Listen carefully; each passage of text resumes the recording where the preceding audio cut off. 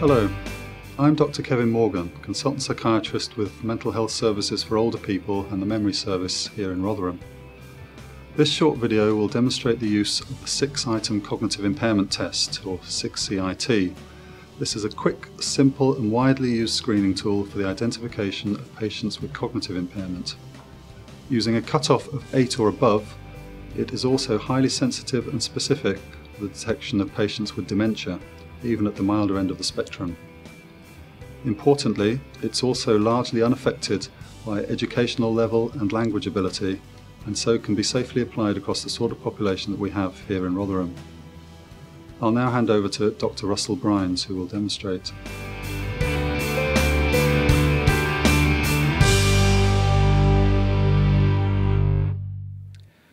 Hello, I'm Russell Brynes, the Mental Health Lead for Rotherham Clinical Commissioning Group. I'm here to demonstrate how to conduct a 6CIT.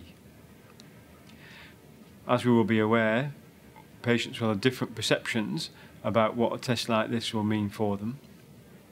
Some will be worried that it will mean they're mental, or that they're starting with dementia, or that they won't be able to drive after we've done it. It's best if we can explain that this is just part of the process of helping to find out what's the problem, and that we will also need to do some further investigations later on.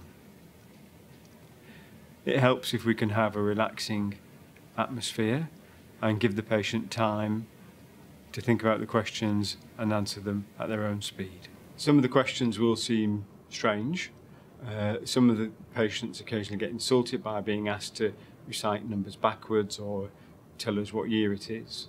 So it's important that we reassure the patient and tell them that this test itself isn't definitive, and we'll need to do some other tests before we can give them a diagnosis.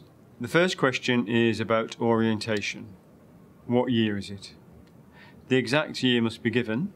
However, this could be as in 2016 or just 16. The patient will score 0 for a correct answer or 4 for an incorrect answer. Good morning, Mrs. Johnson. Good morning. I'm Dr. Brynes. How are you today? A bit nervous, really. Oh, really? What are you nervous about? Well, this. Do you think I'm mental? No. Do you remember you came to tell me you were concerned that you had some problems with your memory? Yes. And so what we're going to do today is a memory test. And then after this, I'm going to ask you to get some blood tests done with the nurse. And we're going to give you another questionnaire to take home. And then we'll see you next week when we've got all the 3 things together and see whether there's any more we need to do to help you. Right. Is that okay? Yeah. So let's start off and ask you, what year is it? 2016. The second question is also about orientation. What month is it? Again, the exact month must be given, but a number, for instance 10 or October, are both acceptable. The patient will score 0 for a correct answer or 3 for an incorrect answer. What month is it? March. The third question is the first part of the memory test. The second part is to be completed after question 6. There are 5 parts to the memory test. For example, John Smith, 42, High Street, Bedford. You can repeat this up to 3 times to enable the patient to remember it. If they're unable to remember after the 3rd time, a C is recorded. Now I'll give you a name and address to remember, okay? It's John Smith, 42, High Street, Bedford. John Smith, 42 High Street, Bedford. The fourth question is again about orientation, and this time it's what time is it? We'd ask them to tell us the time without looking at their watch, and we're looking for an answer plus or minus an hour around the current time. If the time is vague, then it's possible to ask them to be a little more precise. They score 0 for a correct answer and 3 for an incorrect answer. And now I'd like you to tell me what time it is. Please, without looking at your watch. Oh, sorry. About 11 o'clock, I think. The fifth question tests calculation. Ask the patient to count from 20 backwards. If they make a mistake, that's one error. If they start to count forwards, ask the patient to stop and repeat the instructions, but that doesn't count as an error.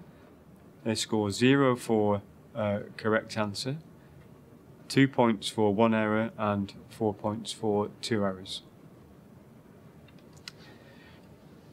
This might sound a bit strange, but I'd like you to count backwards from 20 down to 1. Okay. 20, 19, 18, 17, 16, 15, 14, 13, 12, 11, 10, 9, 8, 7, 6, 5, 4, 3, 2, 1. Thank you. The next question also tests calculation, and now we're going to ask the patient to say the months of the year backwards, starting in December. When we ask them to do this, we can give them a prompt and say December, but if we do, that counts as one error. If the patient starts to count the months forwards, we ask them to stop and repeat the question, but that doesn't count as an error. If the patient gets all the answers right, they score 0. If they get one error, that's 2 points. If they score 2 errors, that's 4 points. And now I'd like you to tell me the months of the year backwards. December, November, October, September, August, July, June, May, April, March, February, January. We then perform the second part of the memory test. Do you remember I gave you an address to remember earlier? Yes. Could I ask you what that address was, please? John Smith, 42 High Street, Bedford. Thank you very much. And that's the end of the memory test now. What I'd like you to do is go to reception and tell them you'd like to see the nurse for some blood tests. And I'd also like to give you a questionnaire that you could take home and ask your husband to fill in. And that's asking him to tell us what he thinks about the way you're managing at home. And then if you make an appointment to see me in a week's time, we'll have the results of the blood tests, results from today, and your husband's questionnaire, and we'll see if there's any help that you need. Right, thank you, Doctor. So that's how to conduct a 6 CIT. As with all questionnaires, it gets easier the more often you do it. And I've certainly found it more useful than the old style of tell me who the Queen is questioning. Thank you very much.